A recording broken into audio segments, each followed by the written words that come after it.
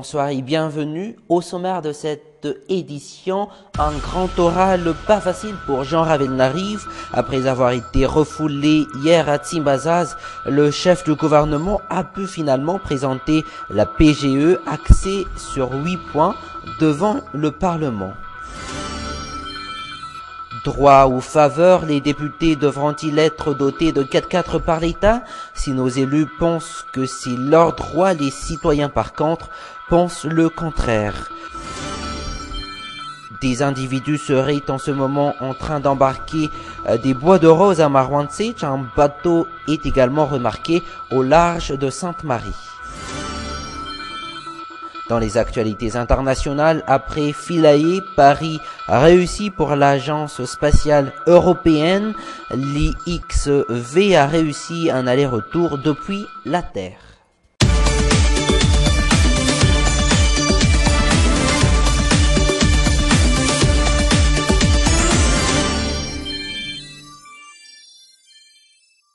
Et comme je vous le disais en titre, finalement, le chef du gouvernement a pu exposer devant le Parlement comment va-t-il mettre en œuvre la politique générale de l'État. Une entrée pas facile pour Jean Ravelnariv qui a dû faire face à une assemblée agitée et turbulente. Marna Tunjav et Yves Janel étaient sur place. Finalement, la concertation entre le chef du gouvernement et les parlementaires a lieu. Dans les locaux de la Chambre basse, les débats sont tenaces. A priori, le Premier ministre dut adhérer indirectement au don de voitures 4x4. Cette déclaration lui vaut un billet d'entrée. Il peut donc finalement intégrer les lieux.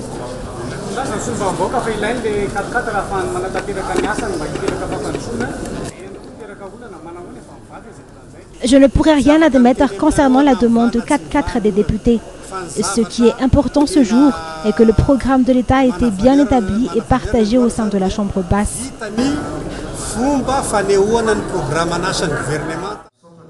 Une partie des députés contre la légitimité d'un Premier ministre nommé dans le mépris de la Constitution n'apprécie aucunement ce dédain envers la loi.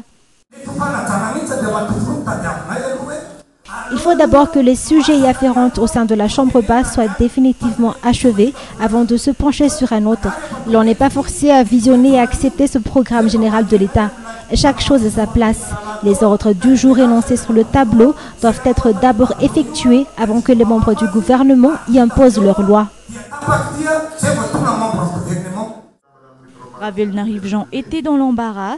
Certes, la Haute Cour constitutionnelle statue sur la conformité à la Constitution de son décret de nomination. Ça ne change rien.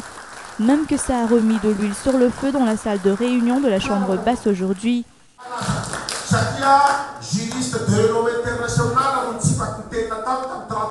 En tant que députés, nous sommes tous en connaissance des lois.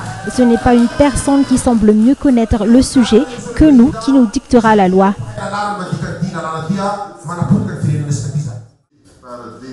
Soit une grande partie des députés ont refusé d'assister à cette concertation avec le Premier ministre. Jusqu'ici, la nouvelle majorité de la Chambre basse n'est, a priori, pour vénérer le Premier ministre, n'arrange rien.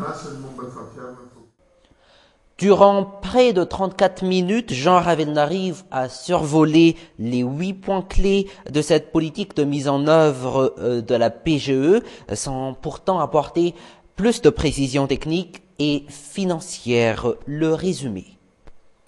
Le chef du gouvernement traverse le tapis rouge de l'antre de la Chambre basse, le sourire aux lèvres. Une venue à laquelle la majeure partie des membres de cette institution de loi n'adhèrent pas. D'ailleurs, hier, le Premier ministre a même dû faire demi-tour, tentant d'intégrer les locaux de l'Assemblée nationale en vain. Mais le verdict de la Haute Cour constitutionnelle datant d'hier lui a redonné confiance. Le discours du Premier ministre dure 34 minutes et 40 secondes. A priori, il faut admettre que Ravelnariv Jean est assez doué, contrairement à Roger Koul, son prédécesseur. Il s'exprime bien en malgache et sait se faire comprendre. Il s'exprime même d'une façon hors du commun. La solidarité nous emmènera loin. Non loin de l'expression Tungamerakan Fanbuen, propre au régime Ravalomanan.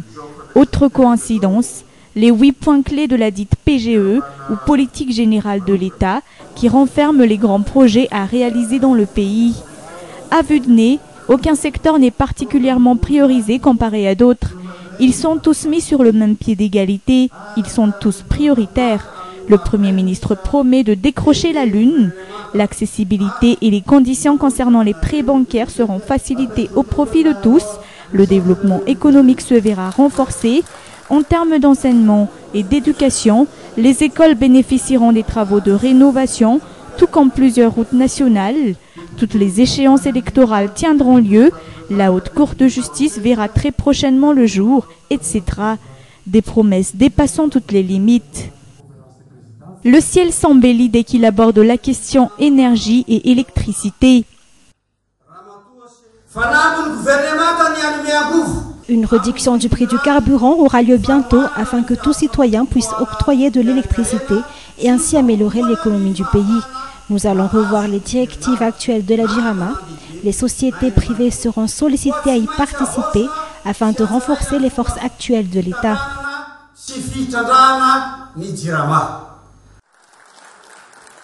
Où trouver assez d'argent pour réaliser tout ça?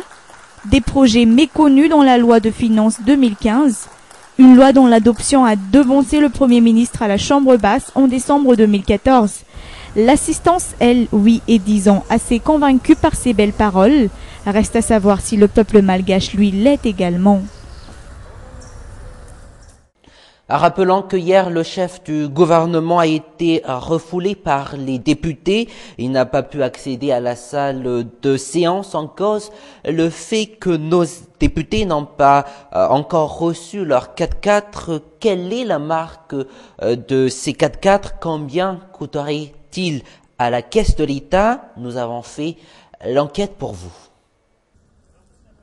Ces voitures 4x4 sont dans les locaux de la Chambre basse depuis la clôture de la dernière session extraordinaire. Elles sont là pour susciter l'attention des députés en guise d'exemple de voitures dignes d'un député.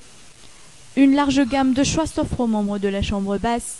Premier choix, cette Isuzu D-Max coûtant 123 millions d'ariars. Second choix, une Renault Koleos coûtant pas moins de 49 millions d'ariars. Et troisième choix, une Renault Duster dont le prix s'élève à 60 millions d'ariars l'unité. Aux dernières nouvelles, l'exécutif refuserait de faire don de telles voitures aux députés. Ces derniers, dans l'envie d'en avoir une, est plus fort que tout. L'exécutif leur fait de ce fait une proposition. Les députés devront payer de leur poche à crédit la somme de 3 millions d'ariars. Autrement dit, ces 3 millions d'ariars pour le prix des 4x4 seront pris régulièrement de leur salaire d'un montant de 12 millions d'ariars tous les mois. Prenons la Renault Duster. Si les députés optent pour ce troisième choix, ils la paieront pendant 23 mois, soit à peu près 2 ans. Mais nombreux parmi les députés refusent d'adhérer à cette proposition et requièrent de l'État qu'il se charge de payer par lui-même ces voitures 4x4. Et dans ce cas, 10 403 millions d'ariars sortiront du budget de l'État pour 151 députés, dont un 4x4 coûte 60 millions d'ariars. Une somme colossale, presque équivalent au budget du ministère de la Population, qui est de 14 milliards d'ariars. Et lors de sa présentation ce matin, le chef du gouvernement parlait des bois de rose saisis à l'étranger. Jean Ravenarive a annoncé leur rapatriement. Il a parlé également de l'adoption de plusieurs mesures plus strictes. Pourtant, en ce moment même, des individus seraient en train d'embarquer des bois de rose à temps appris. Les détails. Trafic de bois de rose, ça empire de jour en jour. Les trafiquants vont même jusqu'à officialiser l'ouverture d'une campagne d'exploitation et d'exportation de bois de rose, témoigne un habitant de Famputanke à Marwantsich. Un opérateur, un grand patron dans la filière et depuis quelques jours dans la partie du Cap Est, c'est-à-dire dans le parc de Maswal.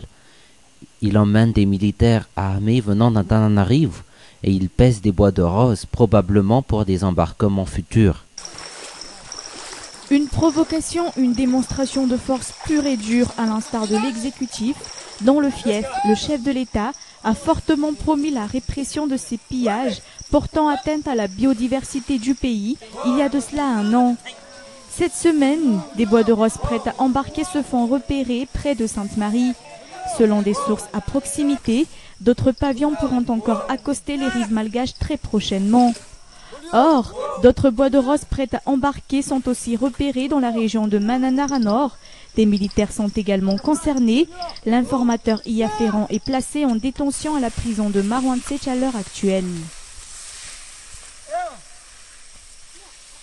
Sauvé in extremis, Jean Ravelnariv se voit consacré Premier ministre par la Haute Cour constitutionnelle. Jean-Éric Rakudwarso et consorts répondent finalement aux députés issus des partis membres du groupe d'Ambudvoun en déclarant le décret portant nomination du Premier ministre conforme à la Constitution. Tout de suite, les réactions.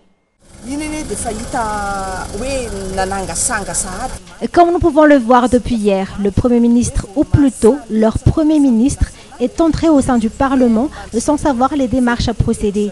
Et si nous avons déposé la requête au sein de la HCC, nous attendions à ce que la loi concernant l'élection du Premier ministre soit suivie, ce qui n'a pas été le cas. D'ailleurs, le peuple en est témoin.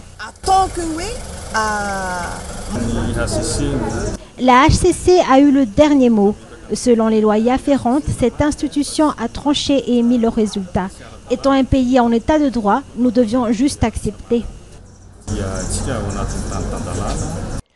Et pour comprendre la décision de la Haute Cour constitutionnelle, nous avons fait appel à un juriste pour ramener sa firine à cette décision met en cause le caractère semi-parlementaire du régime actuel, un caractère pourtant base de la constitution de cette 4e République. À entendre ce jeune juriste, la Haute Cour constitutionnelle favorise plutôt un régime présidentiel. Écoutons ses explications.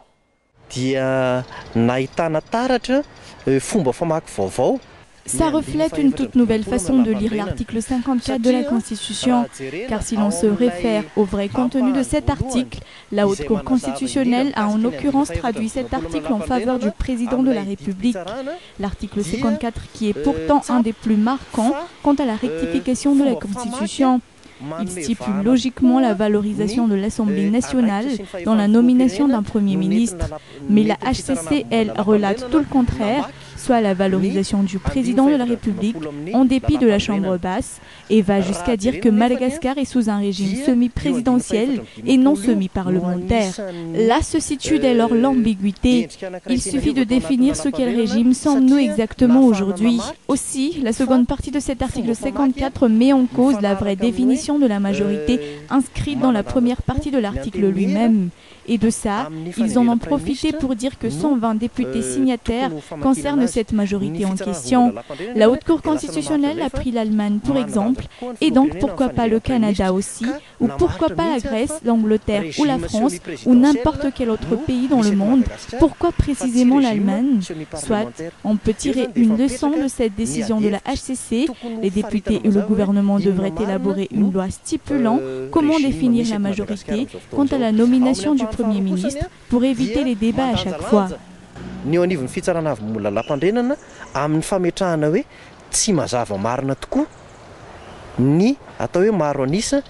Excellente soirée en compagnie de Viva. Prochain rendez-vous demain à la même heure. Au revoir.